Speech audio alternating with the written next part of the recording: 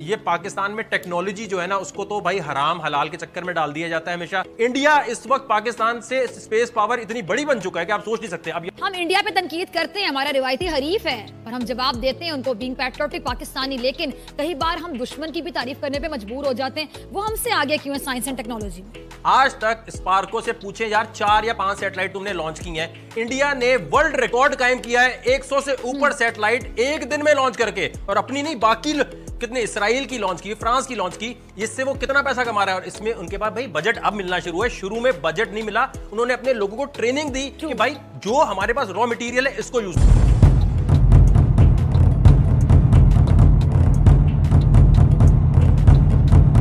जय हिंद दोस्तों, हमारी स्पेस एजेंसी इसरो, देश में शायद ही कोई बच्चा, बूढ़ा या नौजवान हो जो इसरो के नाम से अपरिचित हो। इसरो ने समय समय पर हमें गर्व करने का मौका दिया है, चाहे वो 104 सैटेलाइट्स की लॉन्चिंग हो या अभी रिसेंट में सबसे भारी रॉकेट से 36 सैटेलाइट भेजने का मिशन हो, या फिर सबसे कम बजट में मार्स पर जाने का मिशन हो। इसरो ने ऐसे ऐसे कारनामे किए हैं कि दुनिया ने दांतों तले उंगलियां दबा ली हैं। दोस्तों, जैसे हमारी स्पेस एजेंसी है इसरो, वैसे ही पाकिस्तानियों की एक स्पेस एजेंसी है जिसका नाम है सुपार्को।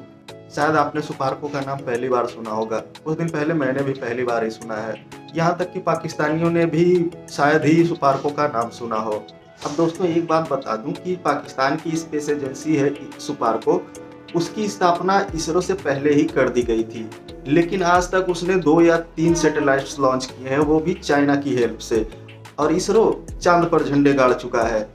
अब ये पाकिस्तानी बैठकर इसरो का कंपैरिजन सुपार्को से कर रहे हैं। अब कुछ लोग कहेंगे ये वीडियो पुरानी है, तो ये वीडियो पुरानी जरूर है, लेकिन मजा भरपूर आएगा, क्योंकि भारत की सबसे कट्टर आलोचक फिजा खान बैठकर इसरो की तारीफ कर रही है, तो मजा तो आना ही है। तो आइए दोस्तों, देर न करते हुए वीडियो शुरू करते हैं। साइंस ने इतनी तरक्की कर ली है कि दुनिया चांद पर चली गई, और आईटी की या टेक्नोलॉजी की दुनिया में इतना काम हो रहा है, लेकिन हम गाय बकरियां कट्टों की बातों से बाहर नहीं आ रहे। और तो और हमारी सिटिंग गवर्नमेंट के मिनिस्टर्स टीवी पे बैठ के ऐसी ऐसी बातें कर देते हैं कि हमें मेरे ख्याल से कोई कार्टून नेटवर्क की कमी महसूस नहीं होती। और हमें लगता है कि हम जो दिन भर की थकावट के बाद टीवी देखते हैं, तो हमारी जो मजा और जो हंसी की जो एक हमारी नीड होती है, वो मिनिस्टर्स की गुफ्तगू सुन के, फनी उनकी गुफ्तगू सुनने के बाद पूरी हो जाती है।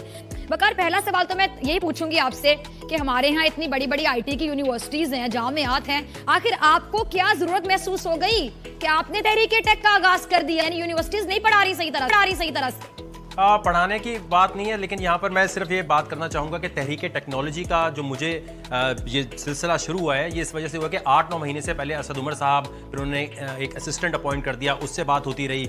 फिर इसके अलावा आईटी मिनिस्टर जो हैं हम खालिद मकबूल साहब, बहुत ही निहायत ही मासूम आदमी हैं, और मैं हैरान और परेशान हूँ कि मैंने उनसे बड़ी देर तक ब्लॉकचेन और इस पर जब बात की कि पाकिस्तान में क्रिप्टो करेंसी और इसके ऊपर, वो बहुत देर सुनने के बाद बहुत टाइम दिया उन्होंने, बड़ा उनका मैं बहुत मशकूर हूँ। और उसके बाद उन्होंने कहा, बेटा अगर मैं आपको एक बात बोलूँ आप माइंड तो नहीं करेंगे? मैंने कहा जी खालिद भाई। उन्होंने बोला मुझे व्हाट्सएप यूज़ कर लूँ, यही बड़ी बात है मेरे लिए, तो आईटी का इतना मुझे पता नहीं है, आप इन साहब से बात कर लें। उन्होंने किसी और से बात करने के लिए कह दिया। अब माजरत के साथ अब आप ये सोचें, इतनी इंपॉर्टेंट फील्ड्स जो हैं उसके जो मिनिस्टर्स हैं वो इसलिए दे दी गए कि वजारत तो भाई देनी थी ना एमक्यूएम को, चलो ये वाली दे दी। अच्छा, फिर साइंस एंड टेक्नोलॉजी के आप आ जाएं, आजम सबाती साहब की आप बात कर लें, तो आप यकीन माने इनका ताल्लुक साइंस और टेक्नोलॉजी से है नहीं, ये दूसरी दफा बने हैं मिनिस्टर।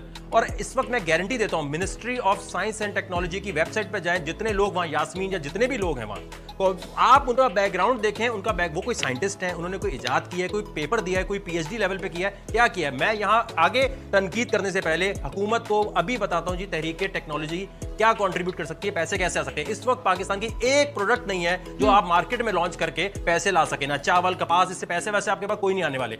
आईटी की प्रोडक्ट्स वाहिद होती हैं, और इसके लिए मैं अभी आपको यहां एग्जांपल दे रहा हूं, tenup.io, TENUP.io। ये सारे पाकिस्तान और दुनिया भर में जो भी लोग हैं इसको नोट कर लें। ये प्रोडक्ट एनआईटी यूनिवर्सिटी और बाकी पाकिस्तान के इंजीनियर्स के साथ मिलकर हमने बनाई है कि भाई ये ले लें, इसको पाकिस्तानी हुकूमत अगर लॉन्च कर दे तो मैं यहां गारंटी से कहता हूं कि $735 मिलियन एक दिन में और 6 महीने में $4 बिलियन ना आए तो वकार ज़का इंदर टीवी पे नजर नहीं आएगा। इसकी एग्जांपल मैं आपको दे देता हूं। वकार, दोबारा जरा बताइए कितना, आप कितना बता रहे हैं? जी मैं आपको बता रहा हूं कि ये पाकिस्तान अगर अपनी क्रिप्टो करेंसी लॉन्च कर दे, जो मैंने टेनअप का भी यहां पर प्रोटोटाइप भी दे दिया, वरना ये कहेंगे इसको तो बनाना पड़ेगा, ₹1 खर्च नहीं होगा। ये आपके सामने बना बनाया प्रोटोटाइप है, डाउनलोड करें, इसको चेक करें।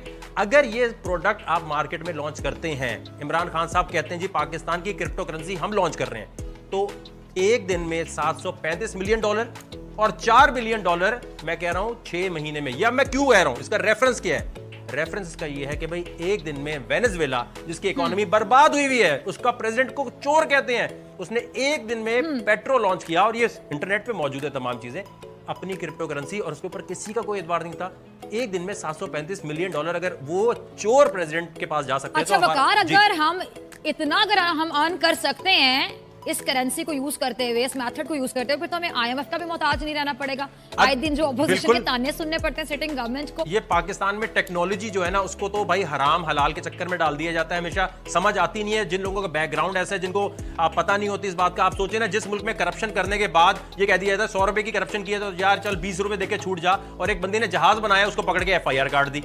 मतलब टेक्नोलॉजी पे अगर ये अमेरिका में हुआ था, यही चीज सेम एग्जांपल दे रहा हूं। एलियन मास्क कितनी बड़ी एग्जांपल है, स्पेस एक्स का मालिक है वो, प्राइवेटली मतलब वो रॉकेट भेज रहा होता है। उसने एग्जैक्टली सेम चीज की थी अमेरिका में, नवेडा में जाके उसने रॉकेट के एक्सपेरिमेंट किए और बगैर इजाजत के किए, और इसके बाद उसको अमेरिकन गवर्नमेंट ने सर पे उठा लिया। आज वो मार्स पे जाने की बात कर रहा है, और मार्स का टिकट आपको पता है $10 बिलियन का रखा है। भाई जिसने मार्स पे जाना है 5 साल बाद वो 35 स्टोरी का स्टारशिप बना रहा है, उसमें लेके चला जाएगा। मून टूरिज्म की बात हो रही है, इस साल वो एक बंदा लेके जा रहा है, $50 मिलियन टिकट है उसकी। मतलब यहाँ चांद के टूरिज्म की बात हो रही है, यहाँ करतारपुर का मसला सही नहीं हो पा रहा होता है, इनसे कि भाई टूरिज्म संभालेगा कौन। जहाज बनाने वाले को अगर आप FIR की तरफ ले जाते हैं तो कितनी डीमोरलाइज बाकी कौम होगी। भाई ये चीज बना, कागज का जहाज भी नहीं बनाना, हमें साइंस एंड टेक्नोलॉजी में कुछ करना ही नहीं है। यहाँ सबसे बड़ा मसला सबसे बड़ा मसला यहाँ पर ये है कि IT की प्रोडक्ट के अलावा आप मुझे बता दें कोई एक प्रोडक्ट। स्पार्को से क्वेश्चन होना चाहिए, स्पार्को का प्रोग्राम में बुलाएं कि भाई उसका जो भी करता धरता है वो साइंटिस्ट है या कौन है। इंडिया इस वक्त पाकिस्तान से स्पेस पावर इतनी बड़ी बन चुका है कि आप सोच नहीं सकते। अब यहाँ आधे लोग बोलेंगे यार यहाँ पर तो गटर खुले हुए हैं, यहाँ गाड़ियां नहीं चल रही। यही बात करने जाए थे वकार के, हम इंडिया पे तनकीद करते हैं, हमारा रिवायती हरीफ है, और हम जवाब देते हैं उनको बीइंग पैट्रियोटिक पाकिस्तानी, लेकिन कई बार हम दुश्मन की भी तारीफ करने पे मजबूर हो जाते हैं। वो हमसे आगे क्यों है साइंस एंड टेक्नोलॉजी?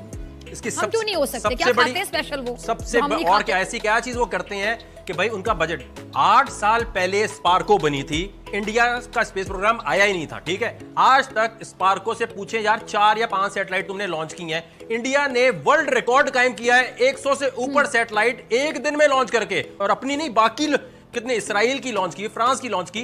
इससे वो कितना पैसा कमा रहा है, और इसमें उनके पास भाई बजट अब मिलना शुरू है। शुरू में बजट नहीं मिला, उन्होंने अपने लोगों को ट्रेनिंग दी कि भाई जो हमारे पास रॉ मटेरियल है इसको यूज करो। अब आप जरा फवाद चौधरी साहब की बात सुने। एक तो जब साइंस की नॉलेज नहीं होती तो बंदा कैसी बातें करता है। ये ऑन रिकॉर्ड बयान है उनका 3 महीने पहले, असद उमर साहब भी साथ बैठे थे। उन्होंने कहा हम आज बड़ी आपको खुशी से बता रहे हैं पाकिस्तानी एस्ट्रोनॉट चांद पे जा रहा है। ठीक है, वो जा रहा है किसके रॉकेट में बैठ के? चाइना के रॉकेट में बैठ के जा रहा है, घूमने जा रहा है। ओ भाई अगर वो चला भी गया तो मुल्क की मईशत में क्या ऐड करेगा? ये कोई ग्लोरीफाई करने वाली चीज है? या तो आपने अपना रॉकेट बनाया होता। आपके पास अपना लॉन्च पैड नहीं है, और ये बजट का चक्कर नहीं है, सही साइंटिस्ट वहां पर नहीं है जिनको अथॉरिटी मिली हो तो कर सके। यार ये बयान होता है। मैं अभी सिर्फ और सिर्फ सिराज साहब से, जितने भी मौलाना हजरात हैं, मौलाना तारिक जमील साहब, इन सबसे रिक्वेस्ट करना चाहूंगा, आपको ये फतवा देना जरूरी है कि हर मदरसे में साइंस एंड टेक्नोलॉजी और एक प्रोग्रामिंग लैंग्वेज हर मदरसे में बच्चे को सीखना फर्ज है। ये अगर आप फतवा दे देंगे तो नुकसान क्या है इसमें बता दें। और चांद अभी किसी ने फतह नहीं किया, अभी मार्स किसी ने फतह नहीं किया। सबसे पहले आपको कहना चाहिए कि मरीख पे या मार्स पे या चांद पे सबसे पहले अजान मुसलमानों को देनी चाहिए, मुसलमानों को सबसे पहले वहां पहुंचना चाहिए।